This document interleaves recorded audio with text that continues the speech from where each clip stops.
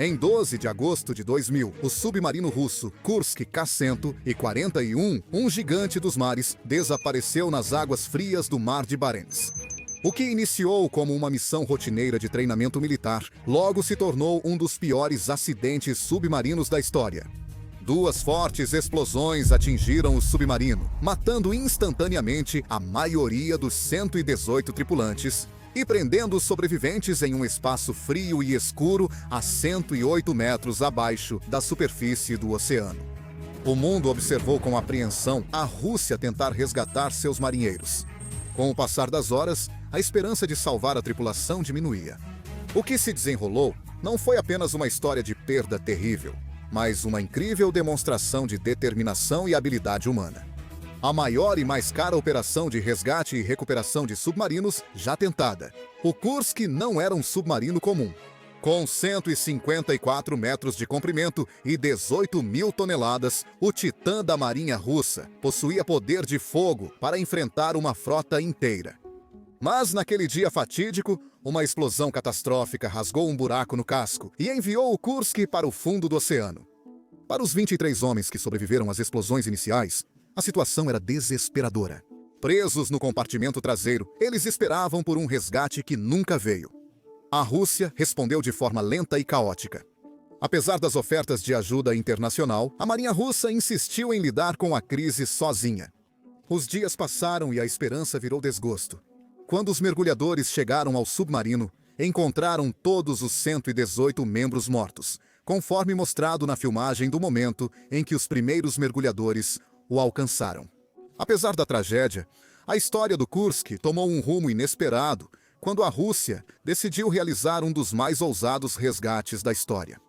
A missão era assustadora, cheia de riscos e torpedos não explodidos, vazamentos de radiação e o peso enorme do submarino. Apesar das probabilidades, em outubro de 2001, uma equipe internacional liderada pelas empresas holandesas Marmut e Smith International assumiu o desafio. Esta é a história do Kursk. Acompanhe-nos em uma jornada pelas profundezas do Mar de Barents para desvendar os eventos dramáticos que levaram ao naufrágio e o incrível esforço de 70 milhões de dólares para resgatar o submarino. O Kursk não era apenas um submarino, mas um enorme símbolo do poder naval e orgulho russo. Era um submarino Oscar, segundo um dos maiores e mais avançados da frota russa. Com 155 metros de comprimento, foi construído para ser resistente, com um casco duplo projetado para resistir a impactos de torpedos. O casco externo era de aço com borracha grossa, para dificultar a detecção, e o interno de aço super resistente, com um espaço entre eles para proteção adicional. Isso fez as pessoas pensarem que o submarino era quase inafundável. O Kursk estava equipado com 24 mísseis de cruzeiro e torpedos, capazes de destruir um grupo inteiro de porta-aviões. Era um submarino poderoso, demonstrando a força militar russa e sendo crucial na defesa de suas águas.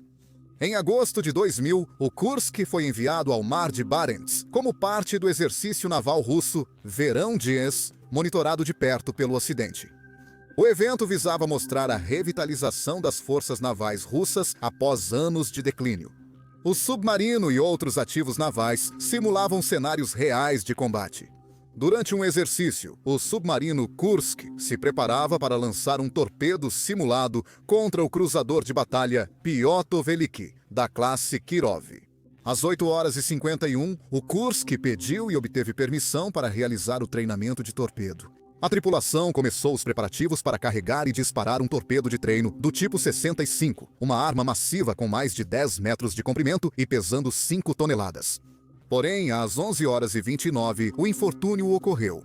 Sensores sísmicos no norte da Europa detectaram uma pequena explosão, seguida por outra muito maior 2 minutos depois. O Kursk, antes um símbolo de invencibilidade, agora afundava rapidamente para o fundo do Mar de Barents. Se você achou essas jornadas históricas interessantes, deixe seu like e compartilhe o vídeo com quem também possa gostar de explorar o passado. Seu apoio nos permite continuar compartilhando histórias incríveis como esta. O submarino Kursk tinha 118 tripulantes altamente qualificados e experientes, considerados alguns dos melhores da Marinha Russa. Eles treinaram por anos para operar e cuidar de um dos submarinos mais avançados da frota. A tripulação incluía oficiais experientes, engenheiros que conheciam o navio completamente e marinheiros jovens, ansiosos para provar seu valor. Um dos líderes era o capitão Ginanadi Liashin, conhecido por sua forte liderança e profundo conhecimento. Muitos da tripulação vinham de famílias navais, continuando uma longa tradição de serviço. A sua cooperação e comprometimento se mostravam em tudo o que faziam. Isso incluía desde treinamentos intensos até risos compartilhados nos espaços apertados do submarino. Tragicamente, a resposta da Marinha Russa ao desastre foi lenta e desorganizada. Navios próximos ouviram a explosão, mas levou mais de 6 horas para os oficiais perceberem que algo ruim havia acontecido. O resgate do Kursk foi atrasado porque sua boia de emergência, dispositivo que deveria enviar sinal de ajuda à superfície, estava desligada desde uma missão anterior. Assim, ninguém soube de imediato que o submarino estava em perigo. Quando o submarino foi finalmente localizado, a burocracia e equipamentos obsoletos atrasaram as tentativas de resgate. Para agravar, as capacidades de resgate da Marinha Russa estavam muito limitadas por equipamentos obsoletos e negligenciados. A Marinha Russa possuía 2 submarinos classe Índia. Cada submarino possuía 2 veículos de resgate em alto mar, DSRVs, da classe Poseidon. Os veículos de resgate eram avançados e podiam mergulhar até 693 metros de profundidade. Devido a problemas financeiros, os submarinos e seus equipamentos de resgate estavam ociosos em um estaleiro em São Petersburgo desde 1994. Eles estavam esperando por reparos, mas esses reparos nunca aconteceram. Apesar de países como Estados Unidos da América e Reino Unido terem oferecido auxílio, o ministro da Defesa russo, Agus Segev, informou à embaixada americana que a Rússia dispensava ajuda. Ele informou que o resgate já estava em andamento, por isso a Rússia recusou a oferta. O desastre começou com um vazamento de peróxido de hidrogênio concentrado, que é peróxido de hidrogênio de um torpedo de treino do tipo 6576. Este torpedo dependia do peróxido de hidrogênio como oxidante. O peróxido de hidrogênio é um produto químico volátil que se decompõe rapidamente. Ao entrar em contato com certos metais, transforma-se em oxigênio e vapor. Essa reação gera calor e pressão extremos, que em um espaço fechado como uma carcaça de torpedo pode ser desastroso. Uma solda defeituosa na carcaça do torpedo permitiu o vazamento do peróxido de hidrogênio, iniciando uma perigosa reação química. Quando o peróxido de hidrogênio se decompôs, ele criou muito calor e pressão dentro do torpedo. Isso se acumulou até um nível perigoso e a carcaça do torpedo não suportou mais. Explodiu com uma força de cerca de 100 kg de trinitrotolueno. A explosão destruiu a proa do submarino onde ficavam os torpedos, matando instantaneamente todos naquela seção. A explosão também iniciou incêndios, que consumiram todo o oxigênio na área, tornando a situação ainda mais mortal. A explosão enviou uma forte onda de choque pelo casco do submarino. Navios próximos sentiram a onda de choque, mas não perceberam de imediato que era uma emergência ou o que tinha acontecido. Apesar da gravidade dos danos da primeira explosão, foi só o início de um desastre ainda pior. Meros 135 segundos após a explosão inicial, ocorreu uma explosão muito mais poderosa. O fogo e a pressão extrema da primeira detonação inflamaram torpedos adicionais no compartimento dianteiro, desencadeando uma reação em cadeia catastrófica.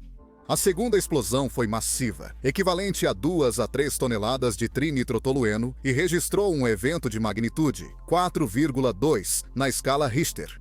A detonação foi tão poderosa que rasgou os buracos internos e externos do submarino. A onda de choque se espalhou pela água, criando tremores em todo o mar de Barents. Foi detectado por estações de monitoramento sísmico até no Alasca. A destruição foi absoluta. A explosão vaporizou instantaneamente todos nos compartimentos frontais do submarino. O Kursk se transformou em uma carcaça retorcida, afundando rapidamente rumo ao fundo do oceano. O Kursk naufragou e ficou a aproximadamente 108 metros abaixo da superfície. As explosões danificaram seriamente o submarino, inundando a maior parte dos compartimentos instantaneamente e matando muitos tripulantes. Contudo, 23 homens na popa do submarino sobreviveram às explosões iniciais. Liderados pelo capitão-tenente Dmitry Kolesnikov, eles se abrigaram no 9º compartimento e se selaram esperando por um resgate. Kolesnikov deixou uma nota, encontrada depois pelos socorristas, revelando que eles sobreviveram por um período após as explosões. Dentro do compartimento selado, a situação era crítica. As luzes de emergência estavam fracas, a energia do submarino acabara e o oxigênio se esgotava. Com o aumento do dióxido de carbono no ar, respirar ficava mais difícil. Os homens sabiam que sua sobrevivência dependia da chegada das equipes de resgate. Enquanto a tripulação lutava para sobreviver no compartimento escuro e sem oxigênio, a resposta do governo russo à crise foi marcada por atrasos, confusão e erros críticos. Os oficiais russos levaram mais de 6 horas para aceitar que algo estava errado. Quando ficou claro que o submarino Kursk estava em sérios problemas, a marinha russa não levou a situação a sério de início. Em vez disso, eles alegaram que o submarino apenas teve um pequeno problema técnico, não uma enorme explosão. O atraso e a desonestidade desperdiçaram tempo valioso que poderia ter sido usado para salvar vidas com um resgate mais eficiente. Em suma, a resposta deles agravou o problema. A tripulação lutava para sobreviver no escuro, sem ar, enquanto a resposta lenta e desorganizada do governo russo agravava o desespero. Foi no dia seguinte ao desastre que o governo russo reconheceu oficialmente que o submarino Kursk sofreu um grave acidente. Ainda assim, compartilharam poucos detalhes sobre o ocorrido. A marinha russa tentou, sem sucesso, resgatar a tripulação do submarino devido a problemas técnicos e má organização. Conforme o tempo passava, as chances de encontrar sobreviventes diminuíam. Ajuda internacional foi prontamente oferecida. O Reino Unido, os Estados Unidos e a Noruega ofereceram rapidamente seus avançados equipamentos de resgate subaquático, que poderiam ter salvo a tripulação. Contudo, o governo russo, agindo de forma rígida e tradicional, inicialmente rejeitou qualquer assistência estrangeira. Eles insistiram que suas equipes dariam conta da emergência, uma decisão que se provou um erro terrível. Os submarinos de resgate russos falharam repetidamente em se acoplar corretamente à escotilha de emergência do Kursk, atrasando ainda mais as tentativas de resgate. O que começou como horas de incerteza, logo se tornou dias. Quando os oficiais russos finalmente aceitaram ajuda internacional, já era tarde demais. Ao alcançarem o Kursk, os mergulhadores noruegueses descobriram que todos os 118 tripulantes do submarino estavam mortos. Essa tragédia não foi apenas uma perda de vidas, mas também uma lição sobre os perigos do segredo, burocracia e despreparo durante uma crise. Enquanto o mundo lidava com a tragédia do submarino Kursk, os motivos por trás da decisão de recuperá-lo revelaram uma mistura de compaixão, responsabilidade e pressão política, cada um com seus próprios problemas. Uma grande razão foi recuperar os corpos dos 118 tripulantes mortos no acidente. Para as famílias dos marinheiros, a perda foi terrível, e não poder enterrar seus entes queridos tornou tudo pior. No dia 22 de agosto, 10 dias após o submarino afundar, o presidente russo Vladimir Putin se reuniu com um grupo de pessoas enlutadas na base naval de Vidyajevo. Aproximadamente 400 a 600 moradores da base naval e cerca de 350 familiares da tripulação do Kursk estavam presentes. Muitos deles estavam furiosos e desolados com a tragédia. Esta reunião foi importante, pois permitiu que famílias e membros da comunidade expressassem seus sentimentos diretamente a Putin. Neste momento, Putin declarou que o Kursk seria resgatado e trazido de volta à superfície. O presidente russo, em um raro gesto de compaixão, sentiu-se no dever de ajudar as famílias a encontrarem um desfecho. A segunda razão para resgatar o Kursk era investigar a causa do desastre. O submarino, antes tido como inafundável, foi destruído por 2 grandes explosões, e o Kremlin exigia respostas. Foi uma colisão com outro navio, como alguns oficiais alegaram inicialmente? Ou uma falha interna? A verdade jazia 108 metros abaixo da superfície, e resgatar o naufrágio era o único meio de revelá-la.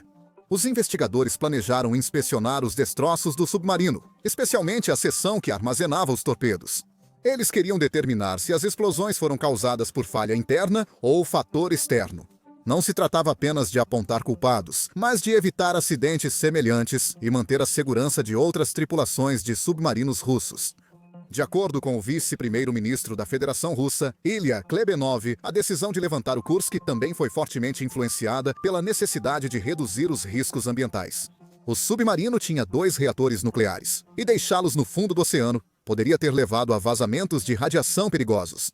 O Mar de Barents, onde o Kursk afundou, é uma área de pesca-chave, e parte do frágil ecossistema ártico. Se a radiação se espalhasse, poderia envenenar a vida marinha e prejudicar os empregos de muitos pescadores. Para evitar esse potencial desastre, o governo russo decidiu que a única opção segura era resgatar o Kursk e proteger os reatores. Por fim, o resgate visava restaurar o orgulho nacional. Ao assumir o resgate inédito do submarino, Putin visava salvar a reputação e mostrar as capacidades tecnológicas e a resiliência da Rússia. A operação era uma chance de mostrar ao mundo que a Rússia poderia enfrentar um enorme desafio, mesmo diante de grandes dificuldades. Também foi uma oportunidade para honrar a memória da tripulação e reafirmar o compromisso da nação com seu exército e seu povo. Porém, a decisão de resgatar o Kursk enfrentou desafios. O Mar de Barents é um dos lugares mais difíceis da Terra. O clima é extremamente frio, com correntes fortes e mudanças repentinas. Trabalhar a 108 metros de profundidade debaixo d'água é extremamente difícil. Mergulhadores necessitam de equipamentos especializados e extenso treinamento para lidar com a água escura e gelada, o que torna até tarefas simples um desafio. Sempre há o risco de falha no equipamento ou erro humano, o que pode ser perigoso. Para se manterem seguros, os mergulhadores trabalharam em turnos e passaram horas em câmaras especiais para evitar ficarem doentes devido às mudanças de pressão. Apesar das precauções, o trabalho permanece exaustivo e arriscado. Um dos maiores riscos durante o resgate do submarino era acionar acidentalmente uma reação nuclear. O Kursk tinha torpedos a bordo, alguns possivelmente ainda armados. Se algo falhasse durante o resgate, poderia causar outra explosão. Os reatores nucleares do submarino foram desligados, porém permaneciam frágeis. Se a equipe de resgate danificasse os reatores ao levantar o submarino, a radiação poderia vazar para o oceano. Por isso, era necessário extremo cuidado. Eles utilizaram ferramentas avançadas para cortar o submarino com cuidado e anexar cabos.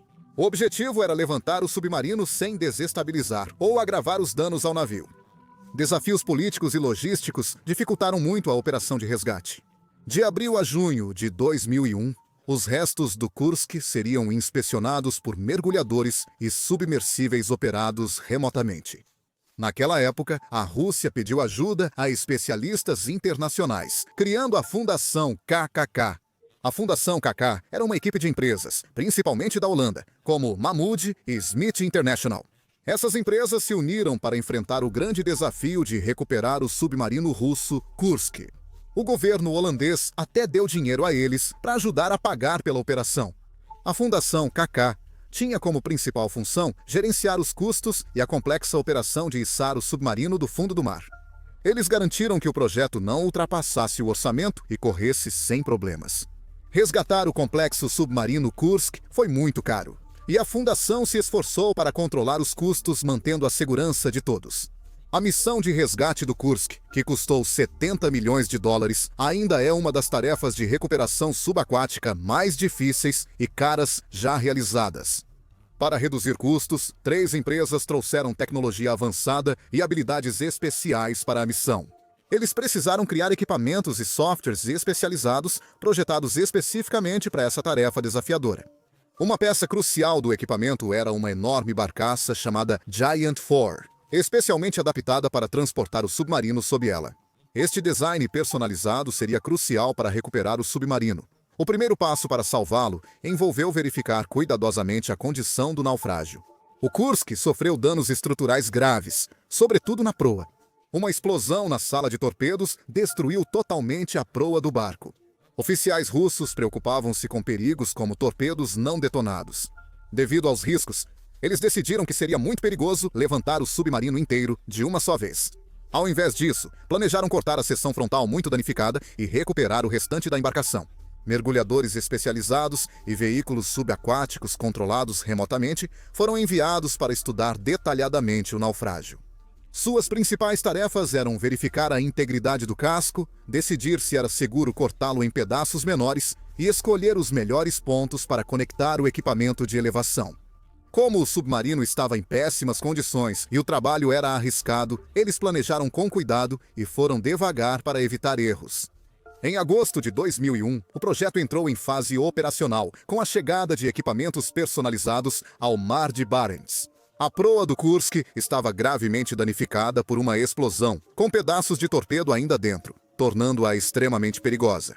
Antes de resgatar o submarino, engenheiros planejaram cortar a proa de forma inteligente. Eles usaram um cabo revestido de carbeto de tungstênio, um dos materiais mais resistentes, para cortar o aço grosso. Eles instalaram 2 grandes âncoras em cada lado do naufrágio para guiar o cabo, garantindo um corte limpo e controlado. Todo esse processo levou 10 dias exaustivos, com mergulhadores e engenheiros trabalhando sem parar em águas árticas congelantes. Apesar das fortes correntes, temperaturas geladas e visibilidade quase nula, eles persistiram. No final, eles conseguiram cortar com sucesso a proa, tornando seguro levantar o resto do submarino. Uma vez que a proa danificada foi removida, a próxima fase envolveu garantir o casco do submarino para recuperação. A operação exigiu a instalação de 26 pontos de elevação especiais ao longo do navio. Esses pontos foram posicionados com extrema precisão para distribuir uniformemente o peso colossal deste submarino. Uma equipe de mergulhadores especializados passou semanas fazendo cortes precisos nas camadas do navio naufragado. Os buracos eram essenciais para prender as garras hidráulicas projetadas para suportar a alta pressão em águas profundas. As garras eram essenciais para segurar firmemente o naufrágio durante o içamento.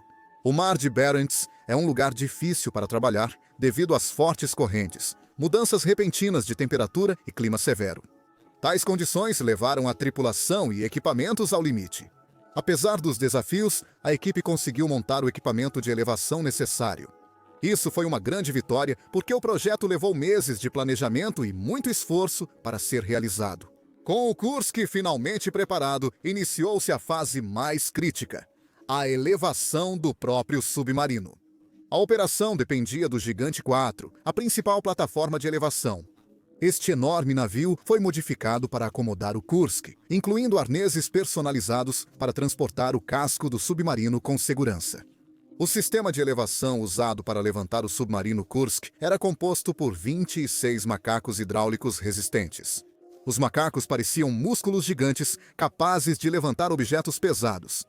Os macacos estavam presos a cabos de aço grossos, que passavam por buracos precisos no casco interno e externo do submarino. Para evitar mais danos ao submarino durante o içamento, os engenheiros desenvolveram um sistema especial de agarramento. O sistema foi projetado para segurar o casco do Kursk com firmeza e suavidade, evitando que se despedaçasse durante a elevação. O submarino era muito pesado, e o Mar de Barents, onde ele estava, era agitado e imprevisível. Isso complicou o processo de elevação. A equipe precisou garantir o equilíbrio perfeito do submarino durante o levantamento. Se o peso mudasse de repente, ou se o submarino estivesse desalinhado, poderia ter sido um desastre. Tudo poderia ter desmoronado e caído de volta ao fundo do oceano, arruinando toda a operação. Portanto, equilíbrio e precisão eram essenciais. Em 8 de outubro de 2001, após meses de planejamento crítico, o levantamento iniciou. A operação foi sincronizada para compensar as correntes subaquáticas e o movimento das ondas na superfície. Utilizando softwares personalizados, os macacos hidráulicos aumentaram gradualmente a tensão nos cabos de aço, erguendo o submarino lentamente durante 15 horas extenuantes. O momento em que o Kursk finalmente se libertou do leito do mar foi recebido com uma mistura de alívio e ansiedade. Engenheiros, mergulhadores e especialistas em salvamento monitoraram a elevação a cada passo, sabendo que um único erro de cálculo poderia significar um desastre. Felizmente, a operação prosseguiu sem incidentes, e o Kursk foi posicionado com segurança abaixo do Giant 4 para transporte. Com o Kursk levantado com sucesso, o próximo passo envolveu o transporte do naufrágio para o estaleiro da Marinha Russa, em Rosliakovo, perto de Murmansk.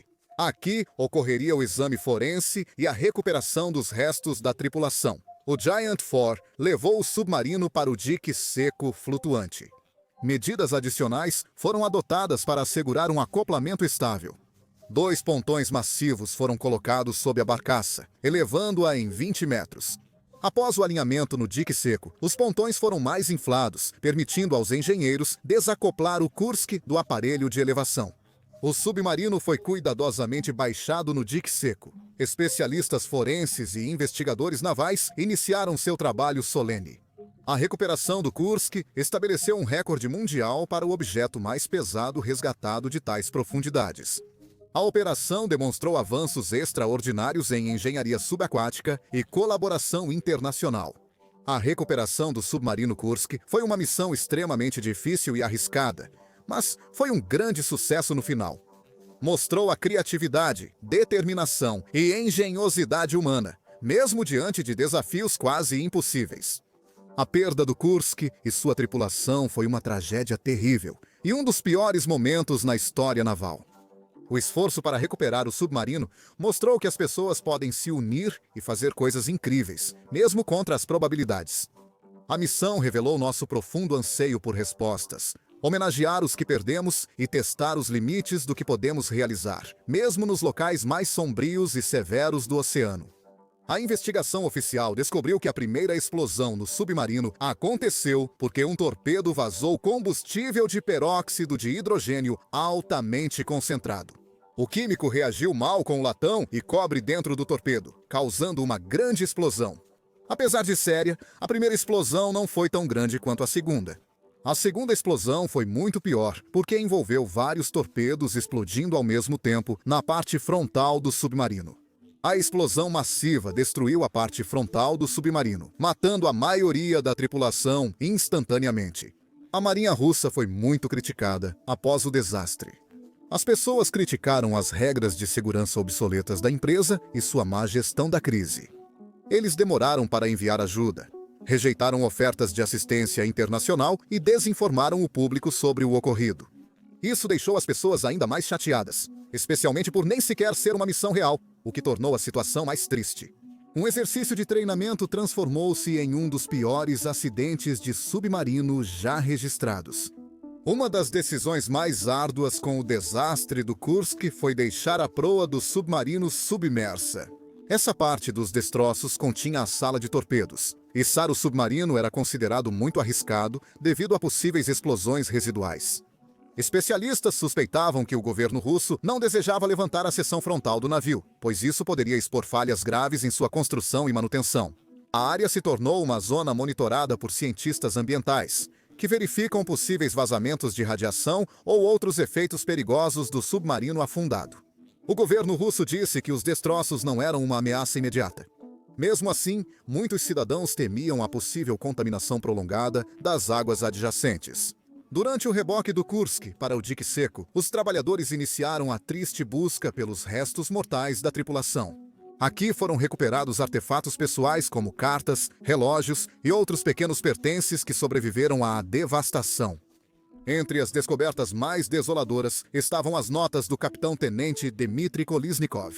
Em seus momentos finais, preso no 9º compartimento com mais 22 tripulantes, ele relatou o ocorrido. Estavam em total escuridão. Com o passar do tempo, eles começaram a perder a esperança de resgate. Era uma situação desesperadora, e ele registrou a luta deles para sobreviver à medida que suas chances diminuíam cada vez mais a cada hora que passava. As palavras assustadoras rabiscadas no papel. Não duraremos mais do que um dia. Não há necessidade de desespero. Saudações. Serviu como um lembrete cruel do custo humano do desastre, que foi mais do que apenas um desafio técnico. Foi um teste de confiança entre o governo russo e a população. Nos primeiros dias após o incidente, a postura pouco transparente do governo e a recusa de ajuda internacional aumentaram a desconfiança da população. As famílias dos marinheiros exigiam respostas sobre o ocorrido. Sua tristeza foi agravada pela pouca informação que lhes foi dada. As profundas emoções desta tragédia se espalharam pela Rússia, levando a discussões sobre segurança militar, equipamentos antigos e como um governo deve cuidar de seus soldados. Apesar do relatório oficial do governo, rumores e teorias da conspiração sobre o que realmente causou a explosão do Kursk continuaram a se espalhar. Oficiais afirmaram que o submarino colidiu com um submarino inimigo. Outros sugeriram que um míssil disparado acidentalmente durante o exercício naval pode ter causado o desastre. Apesar da falta de evidências concretas, as teorias revelaram o ceticismo do público em relação à versão oficial dos fatos. O sigilo e a falta de clareza inicial sobre a missão do Kursk geraram desconfiança. Essas dúvidas levariam anos para serem resolvidas e curadas.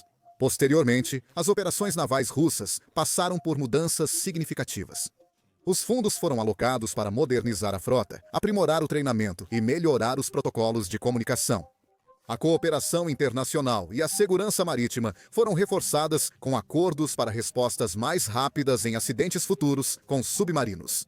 No entanto, a perda do Kursk permaneceu como um duro lembrete de que o progresso muitas vezes vem a um custo insuportável. Para as famílias dos 118 marinheiros, cada aniversário da tragédia é uma dolorosa lembrança. Memoriais homenageiam a tripulação, com os nomes dos caídos gravados em placas e monumentos. O sacrifício deles é lembrado não apenas como um momento de luto nacional, mas como um chamado para nunca repetir os erros que levaram a um desastre tão evitável.